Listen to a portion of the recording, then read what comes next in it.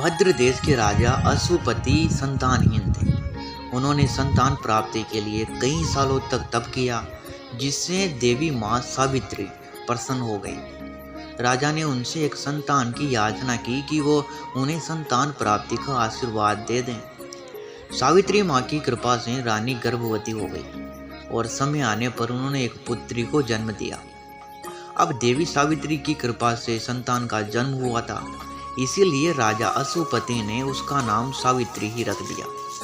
सावित्री सभी गुणों से संपन्न एक तेजस्वी कन्या थी। राजा को कोई भी वर उसके योग्य नहीं समझ में आ रहा था। इसी कारण राजा हमेशा दुख रहता था कि सावित्री के लिए मैं वर कहाँ से लाऊं। तो उन्होंने थक हार कर सावित्री से कह दिया कि वह स्वयं उसके लिए एक योग्य वर की तलाश कर ले। सावित्री पिता के आदेश पर वर की तलाश में निकल गई। घूमते घूमते वो एक वन में जा पहुंची, जहां उनकी भेंट होती है साल्व देश के राजा द्युमत्सेन से। द्युमत्सेन के शत्रुओं ने उनका राज्य छीन लिया था और वो परिवार समेत अब वन में ही रहने को विवश हो रहे थे। वहां सावित्री ने उनके पुत्र सत्यवान को देखा और उन्हें पति के रूप में वरण कर लिया। देवर्षि नारद को जब इस बात का पता लगा कि सावित्री ने सत्यवान का वरण किया है, तो वह राजा अश्वपति के पास गए और उन्हें सावित्री का विवाह सत्यवान से न करने का आग्रह किया। सत्यवान ने नारद जी ने कहा कि आपकी कन्या ने वर खोजने में भूल कर दी है। सत्यवान गुणवान तथा धर्मात्मा है, लेकिन वो अल्पायु हैं। उसकी आयु अब मात्र 1 वर्ष ही शेष है। नारद जी की बात सुनकर राजा पछताने लगे।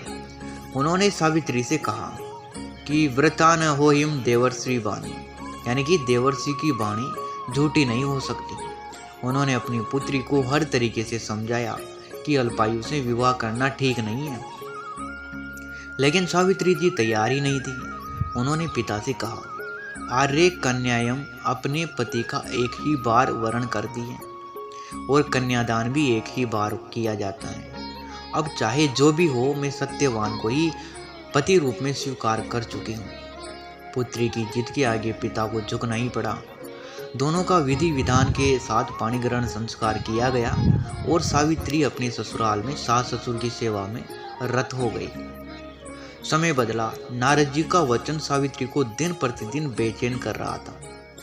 जब उसे जान लिया कि पति की मृत्यु का दिन नजदीक आ गया है, तब 3 दिन पूर्व से ही उसने उपवास आरंभ कर दिया। पति की मृत्यु की नारद के द्वारा बताई गई निश्चित तिथि पर पितरों का पूजन किया गया। नित्य की भांति उस दिन भी सत्यवान अपने समय पर लकड़ी काटने के लिए चला, तो सावित्री ने भी सास ससुर से पति के साथ जाने की आज्ञा ली। सत्यवान वन में पहुंचकर लकड़ी काटने के लिए वृक्ष पर चढ़ गया।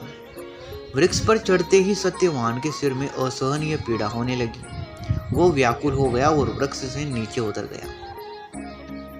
सावित्री समझ गई थी कि सत्यवान पर काल की गति मंडरा रही है। उसने सत्यवान का सिर अपनी गोद में रखा और उसे भूमि पर लेटा लिया। उसी समय दक्षिण दिशा से महिष पर सवार यमराज आते दिख गए। यमराज सत्यवान के जीवन को जब लेकर चलने लगे, तो सावित्री भी उनके पीछे पीछे चल पड़ी। पहले तो यमराज ने उसे देवीय विधान समझाया, लेकिन सावित्री जी कुछ भी सुनने को तैयार नहीं थी। सावित्री की निष्ठा और पति परायणता को देखकर यमराज भी प्रभावित हो गए। उन्होंने कहा कि वो पति के प्राणों के बदले उनसे कोई भी वरदान मांग सकती है। सावित्री बोली कि मेरे सास ससुर वनवासी हैं, अंधे हैं, तो आप उन्हें दिव्य ज्योति प्रदान करें। यमराज ने कहा कि ठीक है, ऐसा ही होगा और अब तुम लौट जाओ। यमराज की बात सुनकर सावित्री ने कहा, भगवान, मुझे अपने पति देव के पीछे पीछे चलने में कोई परेशानी नहीं है। पति के पीछे चलना मेरा कर्तव्य है। सावित्री को वापस भेजने के लिए यमराज ने उससे एक और वरदान मांगने को कहा। सावित्री ने मांगा कि मेरे ससुर का राज्य छीन गया है, उसे पुनः प्राप्त करवा दो और धर्मपरायण बने रहें। यमराज ने तथास्तु कहकर सावित्री को चले जाने के लिए कहा। सावित्री ने फिर कहा, प्रभु, मैं आपसे कुछ भी याचना नहीं कर रही, बस अपने पति के मार्ग का अनुसरण कर रही हूँ। अर्धांगिनी को पति के मार्ग का अनुसरण करना चाहिए, मुझे यही सिखाया गया है। अब वे यमलोक के द्वार तक पहुंच गए। अब फिर यमराज ने कहा कि देवी, आप पति के प्राणों के अलावा जो भी वरदान मांगना चाहती है मांग लो, लेकिन यहाँ से लौट जाओ, क्योंकि इस सीमा के आगे जीवित प्राणियों के प्रवेश की मनाही है। इस बार सावित्री ने मांगा कि हे धर्मराज, आप मुझे अपने पति सत्यवान के 100 पुत्रों की मां बनने का वरदान दे दीजिए। यमराज ने तथास्तु कह दिया और चलने को तैयार हुए। सावित्री अब भी उनके पीछे पीछे चलने लगी। अब यमराज का धैर्य जवाब दे रहा था। वो क्रोधित हो गए। यमराज को क्रोधित होते देखकर सावित्री जी ने उन्हें नमन किया।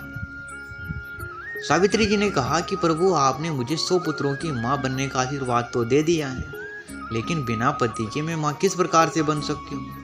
इसलिए आप अपने तीसरे वरदान को पूरा करने के लिए मुझे मेरा पति वापस लौटा दें। सावित्री के पति व्रत धर्म पर यमराज बहुत ही ज्यादा प्रसन्न हो गए। उन्होंने सत्यवान के प्राण को अपने पास से मुक्त कर दिया। यमराज ने कहा कि तुमने अपने पति व्रत धर्म के बल पर अपने पति को जीवन दान दे दिया है, तुम्हारा यश सर्वदा बना रहेगा। सावित्री सत्यवान के प्राणों को लेकर वट वृक्ष के नीचे पहुंची और सत्यवान जीवित होकर उठ बैठे। दोनों हर्षित होकर अपनी राजधानी की ओर चल पड़े। यमराज की कृपा से उनके माता पिता को दिव्य ज्योति प्राप्त हो गई थी। इस प्रकार सावित्री सत्यवान चिरकाल तक राज्य सुख भोगते रहे।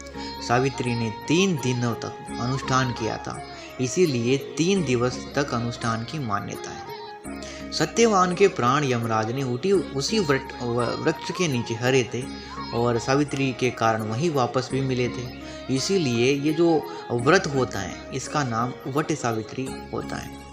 मान्यता है कि वट सावित्री की इस कथा को सुनने और उपवास रखने से वैवाहिक जीवन या जीवन साथी की आयु पर आया संकट टल जाता है।